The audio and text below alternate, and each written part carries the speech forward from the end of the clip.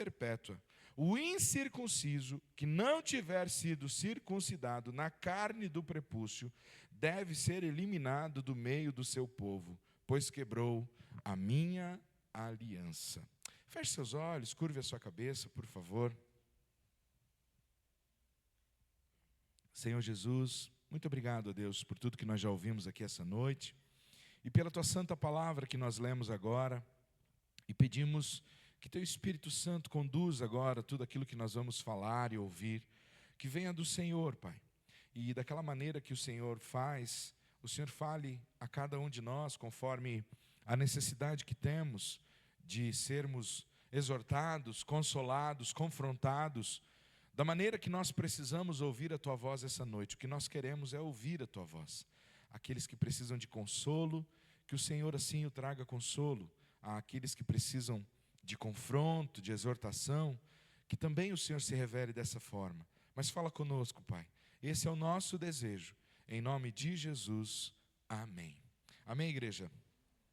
Queridos, veja que esse texto é um texto onde Deus, ele faz uma aliança com Abraão. E ele diz assim: essa é a minha aliança com você e com toda a sua geração, aliança perpétua. Ele diz: e essa aliança será uma marca na carne de vocês. Todo macho, todo menino, ao 8º dia, deve ser marcado. Que marca era essa? Era uma espécie de cirurgia da fimose, que hoje em dia ainda existe, né? Essa circuncisão que ainda hoje é feita, né? Os judeus ainda hoje praticam, e hoje, reconhecidamente pela ciência, pela medicina, os benefícios, né, que a circuncisão traz. Naquele tempo, essa era um ritual religioso. Então, é uma espécie de cirurgia da fimose.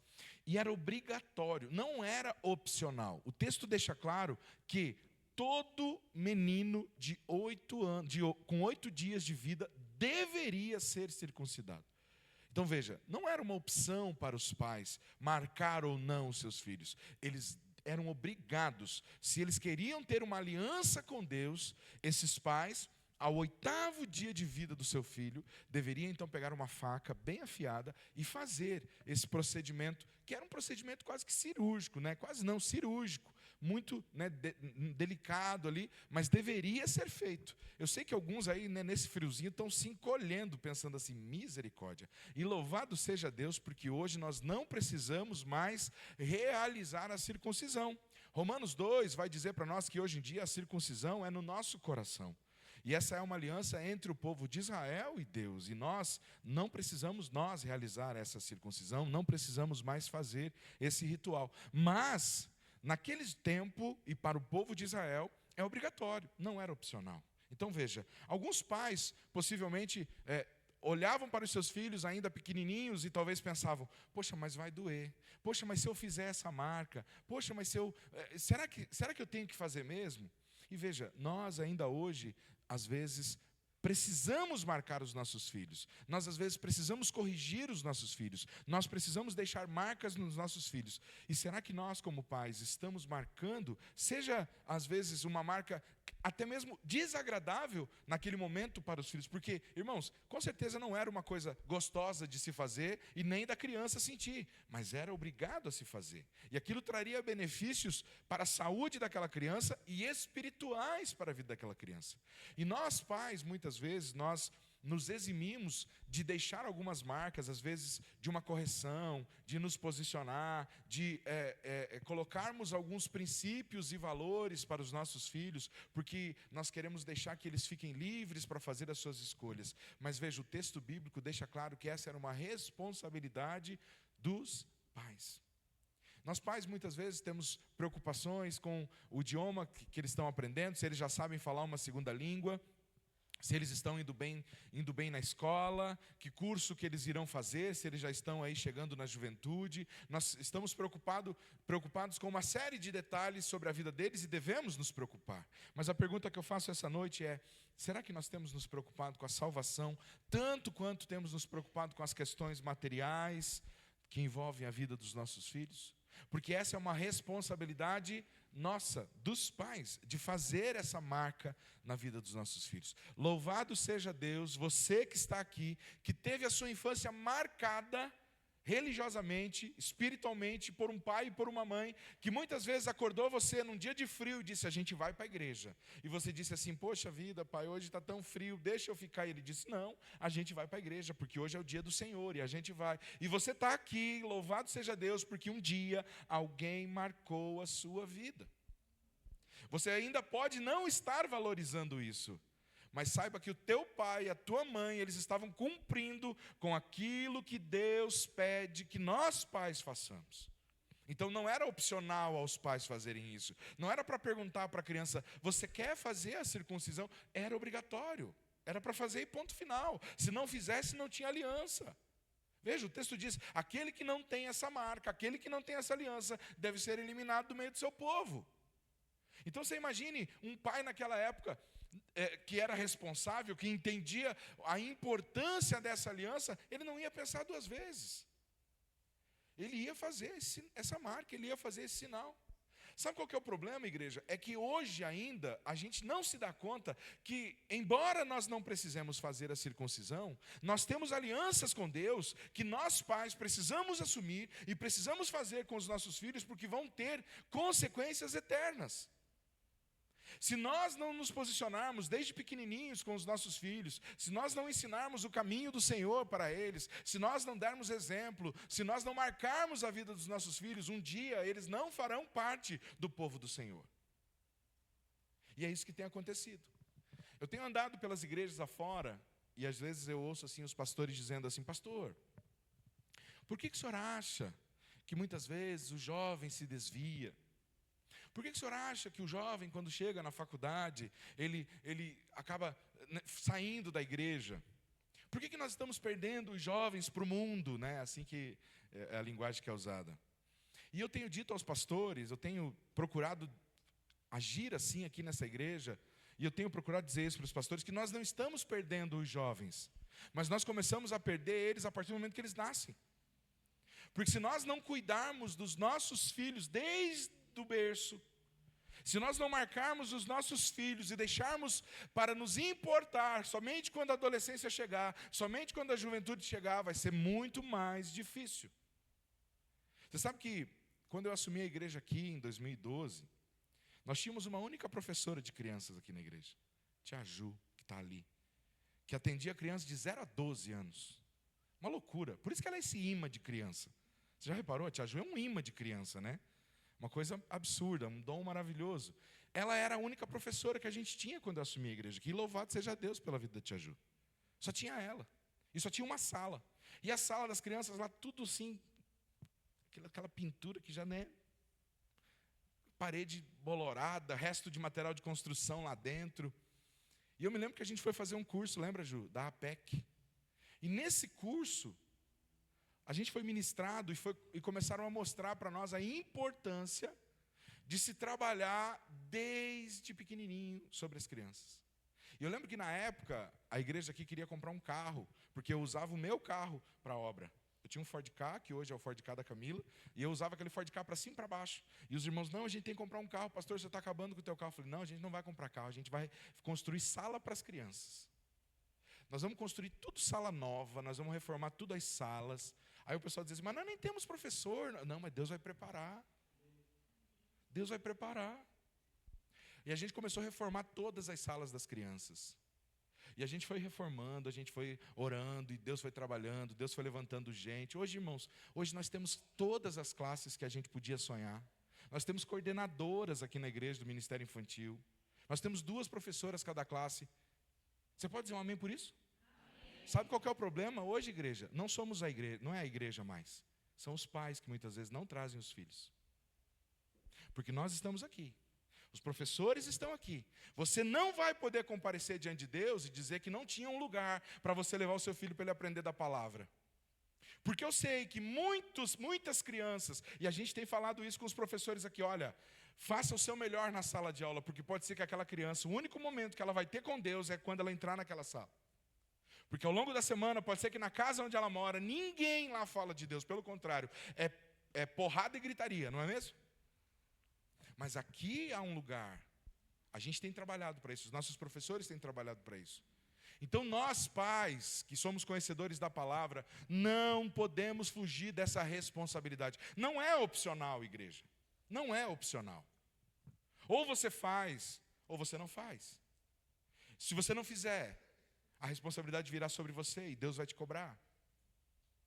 Porque veja, o texto diz, aquele que não foi marcado não será encontrado no meio do povo. Então veja, louvado seja Deus por você que tem um pai e uma mãe que cobra você. Já leu a Bíblia, já orou, vamos aqui, vamos orar, vamos...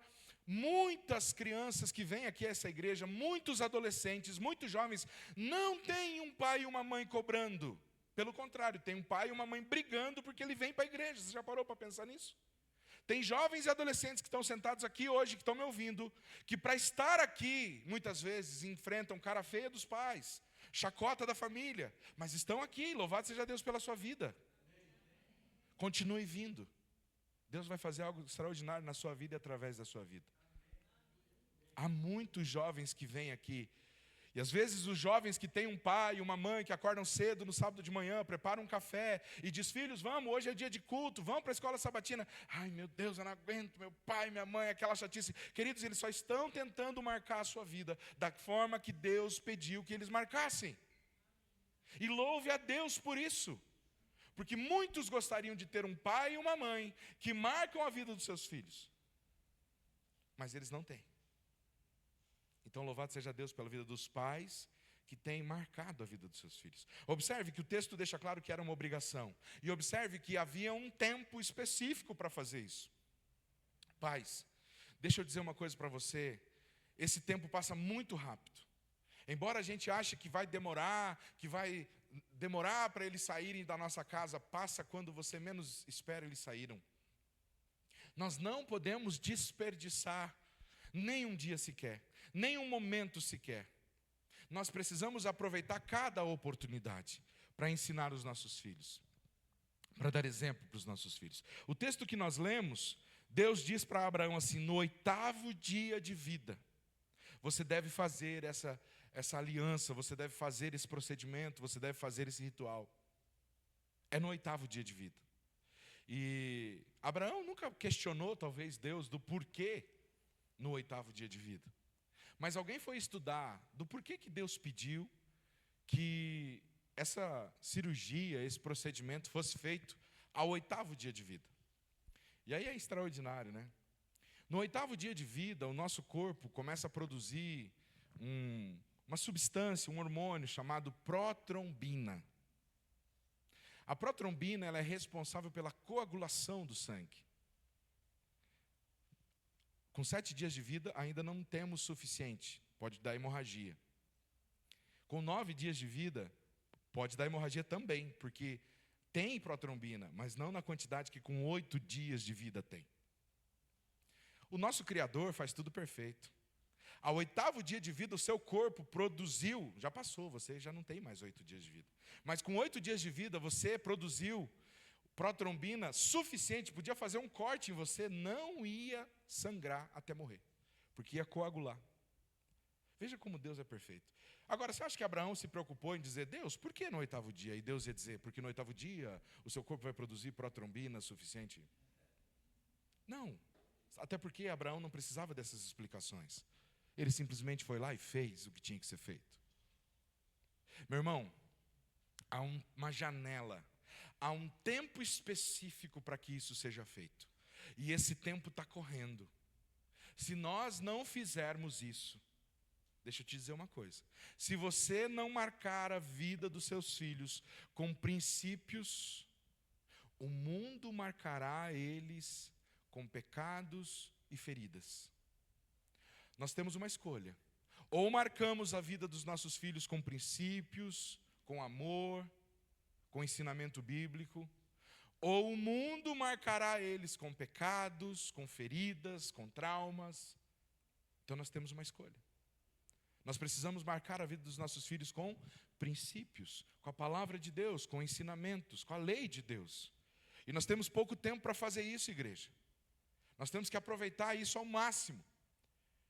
E nós estamos sendo uma geração que em muitos momentos as necessidades, a correria do dia a dia faz com que a gente trabalhe demais e acabe não tendo tempo suficiente para marcar a vida dos nossos filhos. A gente volta para casa às vezes em frangalhos, cansado, não é mesmo? Não temos tempo, não temos pique para fazer isso. E aí adivinha, alguém está fazendo isso. Em algum lugar eles estão recebendo marcas. Por isso que é preciso que a gente reposicione a nossa vida, repense a nossa vida. Será que a gente precisa mesmo dessa correria que a gente se colocou? Será que a gente precisa mesmo de tudo isso que a gente está fazendo? Será que a gente precisa mesmo de tudo isso que a gente está correndo atrás? Eu me lembro de um tempo, quando a gente só tinha a Heloísa ainda, e ela adoeceu e nada curava essa menina. Nada. Doente. E leva num médico, e leva no outro. E a gente construindo a nossa casa, e necessidade para cá, necessidade para lá. E eu lembro que daí a gente chegou um dia e a médica disse assim, como é que é a rotina de vocês? Aí a gente contou.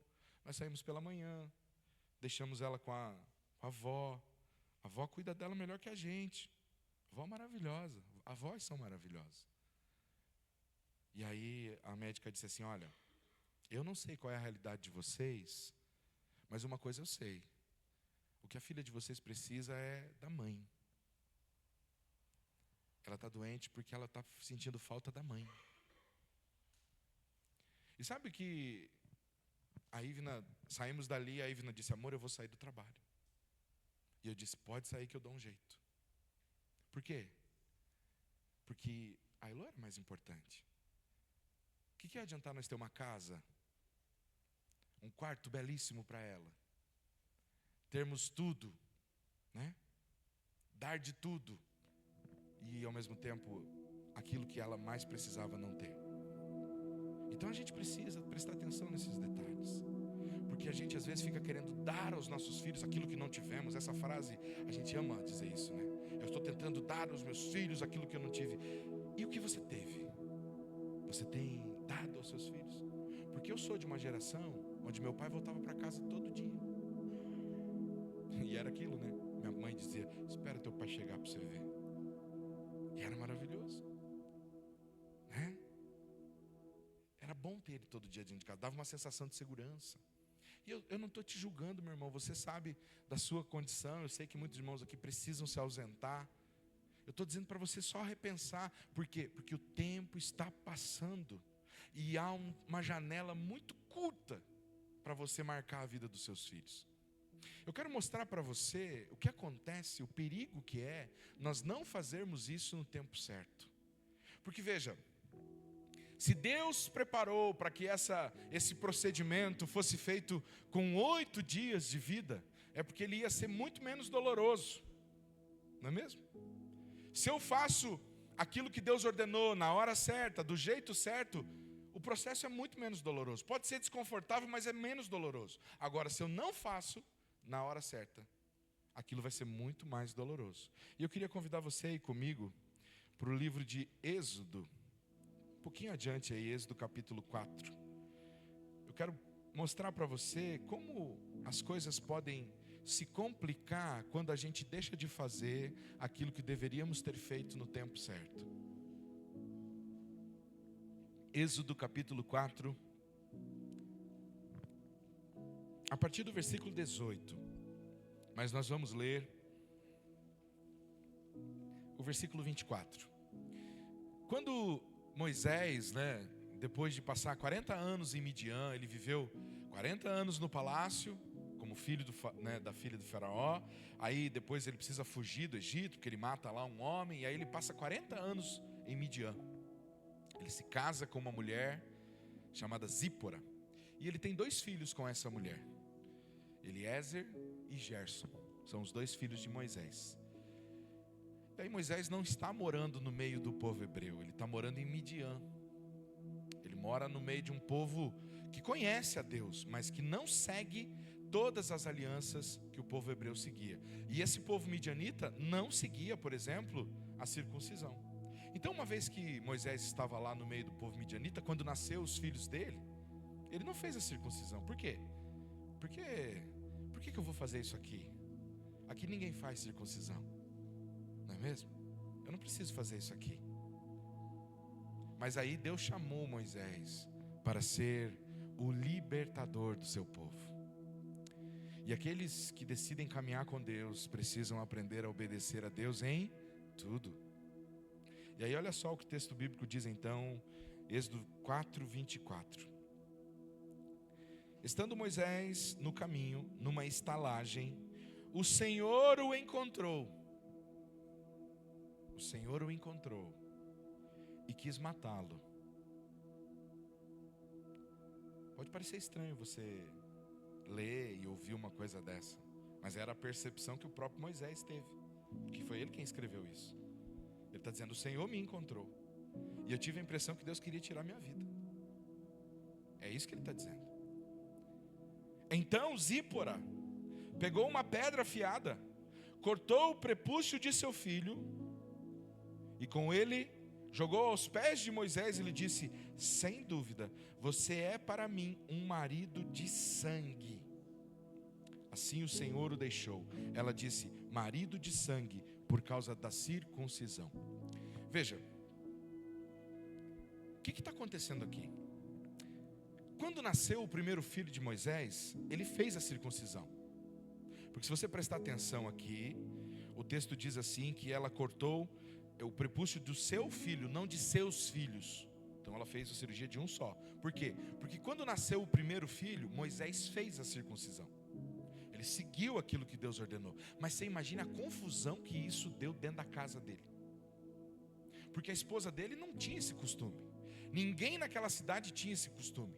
E aquilo foi um rebuliço. Aquilo gerou muito questionamento. As pessoas disseram: credo, que malvadeza, que radicalismo. Não é assim que falam? Para que esse fanatismo? Eu não sei, eu acho que na minha visão essas coisas não precisa. O Deus que eu sirvo não é assim. Porque cada um tem um Deus, né? As pessoas criam seus próprios deuses. O Deus da Bíblia ninguém quer. Todo mundo quer criar um Deus para si. O Deus que eu sirvo jamais ia pedir para fazer um corte desse numa criança. Isso deve ter gerado um constrangimento, uma situação, né, ali muito complicada para Moisés. E aí quando nasceu o segundo filho, o Moisés talvez até lembrou, falou: meu Deus, eu preciso fazer a circuncisão. Mas ao mesmo tempo, aquela confusão, aquela questão cultural, toda aquela pressão, ele disse: quer saber, deixa para lá, eu acho que eu nem vou voltar mesmo para lá mesmo, né? Eu vou morrer aqui em Midian. Cuidado com a pressão cultural, para você deixar de fazer aquilo que Deus ordenou que você faça.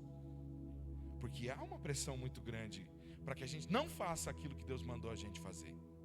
Tudo é fanatismo. Guardar o sábado é fanatismo. Devolver o dízimo é burrice. E você ter uma vida de oração é perca de tempo. Você se santificar, se guardar para o casamento, não, isso não precisa mais. Você seguir os princípios e valores da palavra de Deus, não, isso aí é coisa de gente quadrada. Há uma pressão. Então Moisés talvez, por A mais B, não sabemos exatamente qual o motivo, esse pode ter sido um, não fez.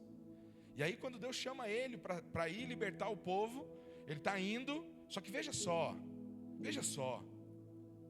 o texto deixa claro que o menino, o macho que não fosse circuncidado, não podia fazer parte do povo. Então como que o filho de Moisés, que agora era o líder escolhido por Deus, ia fazer parte do povo se ele não tinha a aliança com Deus? Se Moisés não fez quando deveria ter feito, agora será muito mais doloroso, como de fato foi. Seu filho era um adolescente quando aquilo foi feito. E quem sentiu o peso? O pai. Porque a responsabilidade de ter feito era quem? Dele. Por isso, pais que aqui estão, muito cuidado. Porque a vida dos filhos de vocês pertence ao Senhor. E o Senhor nos cobrará por aquilo que nós estamos fazendo com a vida dos nossos filhos. O Senhor nos cobrará. Veja, Moisés adoeceu para que ele percebesse que ele tinha cometido um pecado.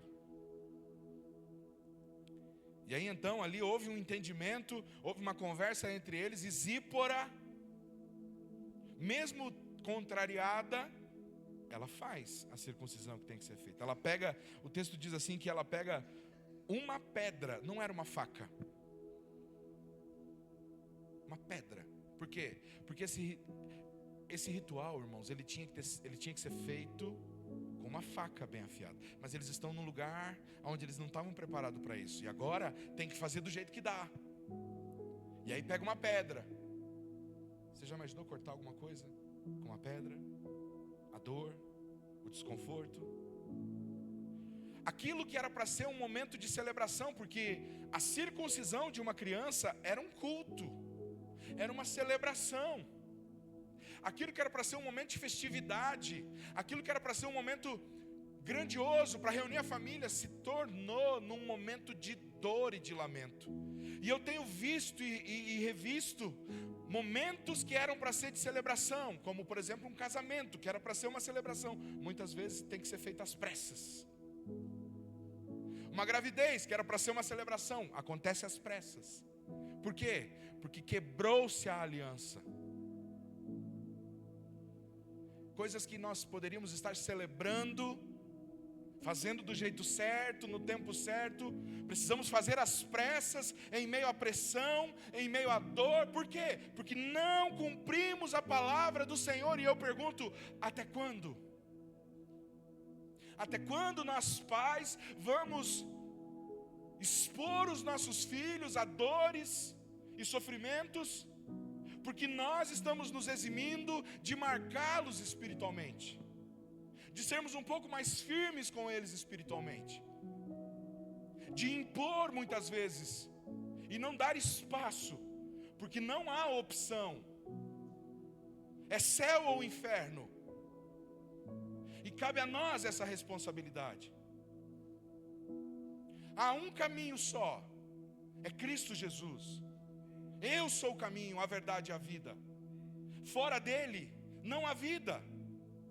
E se nós não formos os chatos que sejamos da história, meu amado, eu prefiro chegar na presença do Senhor um dia e dizer: Senhor, eu fiz tudo o que podia. Eu fiz tudo, Senhor. Eu orei, eu preguei, eu jejuei, eu tentei arrastar, Senhor, eu dei exemplo. Mas chegou um momento que não cabia mais a mim, mas eu fiz, Senhor. Do que o Senhor dizer: você foi responsável pela perdição dos seus filhos. Esse é um alerta para nós essa noite, igreja. É um alerta que o Senhor está trazendo.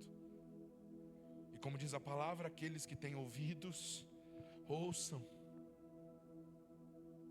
Você e eu, como pais, somos responsáveis por marcar, e nós precisamos fazer isso. Nós não temos outra opção. Filhos, nós não temos outra opção. Nós precisamos marcar a vida de vocês. É nosso dever. Meu Deus, o pai é um sarna, a mãe... Somos, porque nós não temos outra opção diante de Deus. É nosso dever fazer isso. Pai, mas eu fico desconfortável. Eu não tenho outro jeito, filho. É isso aqui que eu preciso fazer. Essa é a minha missão. Esse é o meu chamado. Você pode ficar desconfortável hoje, mas eu vou estar te livrando de uma dor lá no futuro. Você pode não gostar hoje, mas lá na frente você vai entender.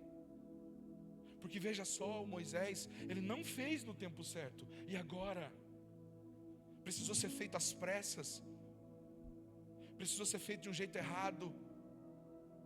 A esposa dele fez na pressão. Cuidado. Cumpra a palavra de Deus no tempo certo.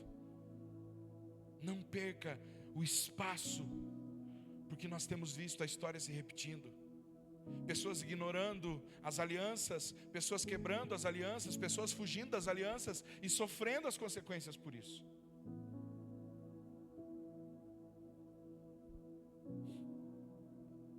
Mas o que eu acho bonito nessa história é que eles fizeram, eles obedeceram. Por isso, não importa se ainda hoje os seus filhos são grandes, talvez já nem morem mais dentro da sua casa, você ainda tem responsabilidade. Você pode orar por eles, você pode jejuar, você pode fazer campanha por eles. Não desista dos seus filhos.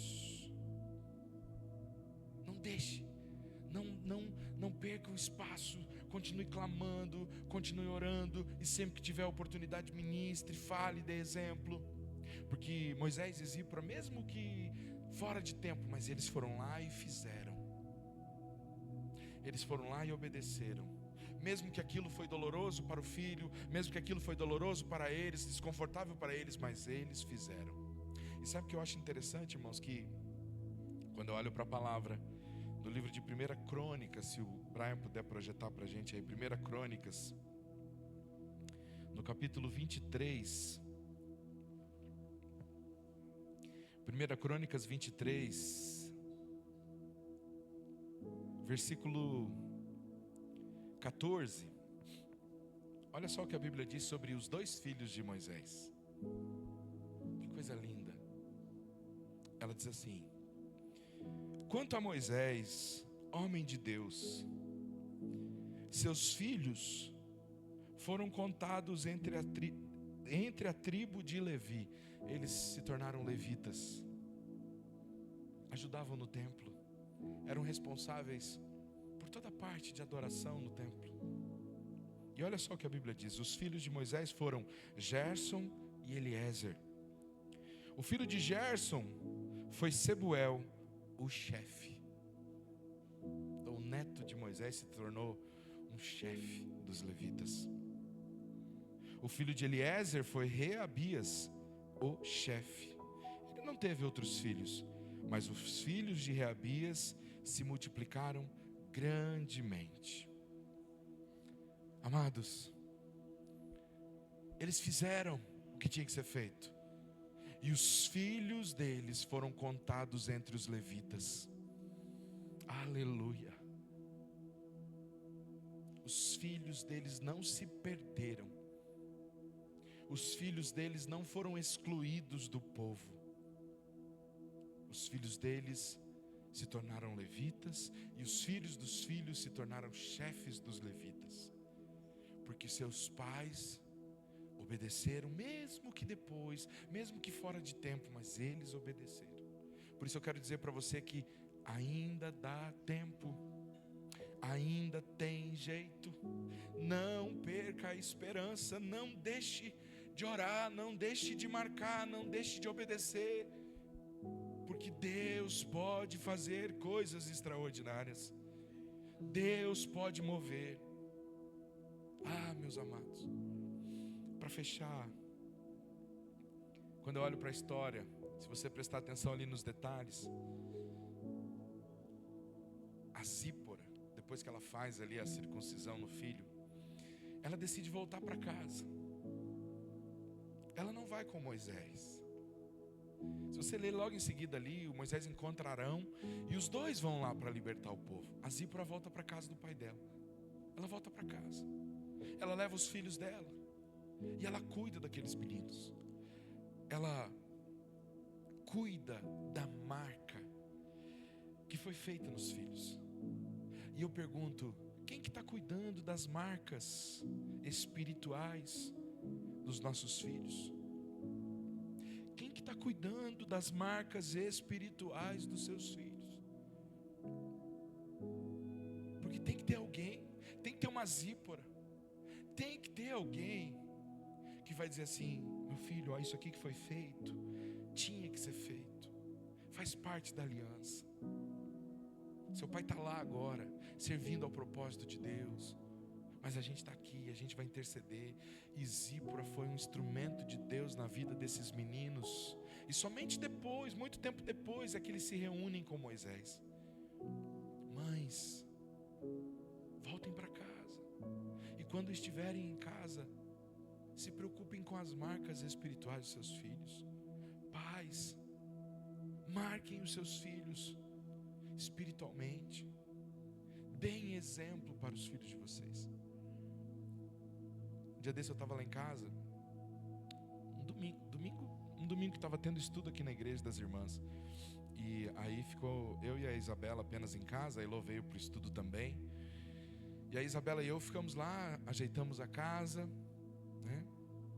Fizemos lá a nossa faxina. E quando terminamos, eu me sentei no sofá, peguei minha Bíblia para fazer o meu devocional. E quando eu olhei para o lado assim, a Isabela estava lá também com a Bíblia dela, lendo a Bíblia dela. Eu me emocionei naquele momento. Mas eu tenho certeza que se eu tivesse sentado e pego o meu celular, ela teria sentado e pego o celular dela. Se eu tivesse sentado e ligado a televisão, o que eu poderia ter feito, não há nada de errado nisso, ela teria sentado comigo para ver televisão. Mas naquele momento eu disse: Pai, obrigado, porque de alguma maneira eu estou dando exemplo. Nossos filhos precisam nos ver orando. Nossos filhos precisam nos ver chorando aos pés do Senhor. Nossos filhos precisam nos ver lendo a Bíblia e buscando conhecimento da palavra. Nossos filhos precisam nos ver servindo na igreja. Como nós vamos falar sobre servir se nós não servimos? Marquemos as vidas dos nossos filhos. E filhos, essa é a nossa missão. Se você tem um pai e uma mãe que está marcando a sua vida espiritualmente, louve a Deus por isso. E se você está aqui e a sua família não está, e eu sei que alguns jovenzinhos que estão aqui, a família não está. Saiba que um dia eu também estive aqui sem a minha família. Mas Deus foi trabalhando, Deus foi agindo. Tenha fé, não desanime, continue orando. Eu queria orar nesse momento. Se você estiver próximo aí da sua família, vamos ficar em família agora e a gente vai orar uns com os outros. Vamos ficar de pé então? Se você está aí com os seus pais essa noite, e se você perceber que algum jovem, alguma jovem está sozinho aqui essa noite, não deixe essa pessoa sozinha não, tá? Traz ela para perto, abraça, acolhe.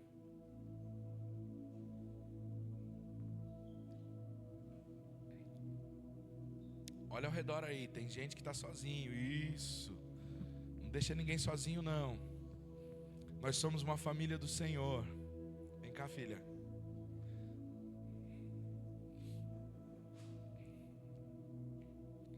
Aleluia. Louvado seja Deus. Se você está aqui essa noite, seus filhos não estão, lembre-se, ainda dá tempo. Continue orando, continue crendo. Deus vai fazer a obra. O Senhor te chamou para isso. Amém? Feche seus olhos agora e ore. Ore ao Senhor. Ore pela sua casa, ore pelos seus filhos, ore pelos seus pais.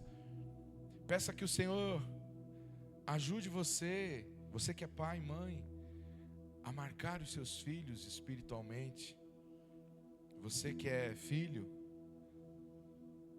peça que o Senhor te ajude também a fazer a diferença na vida dos seus pais. Oh Deus, santo é o teu nome, Senhor. Santo, santo é o teu nome, Senhor.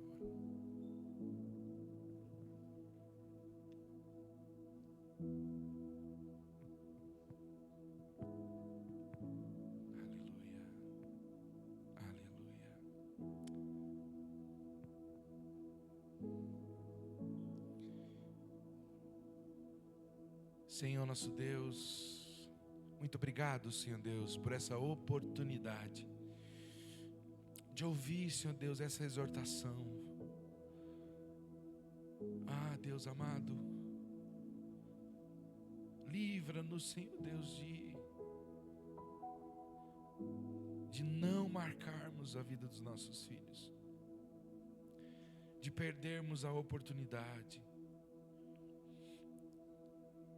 de nos preocuparmos com coisas deste mundo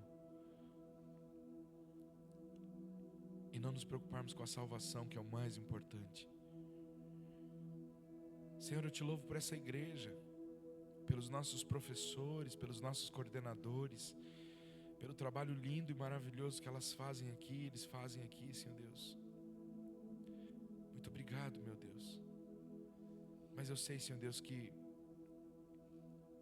se nós não fizermos em casa também, não será suficiente.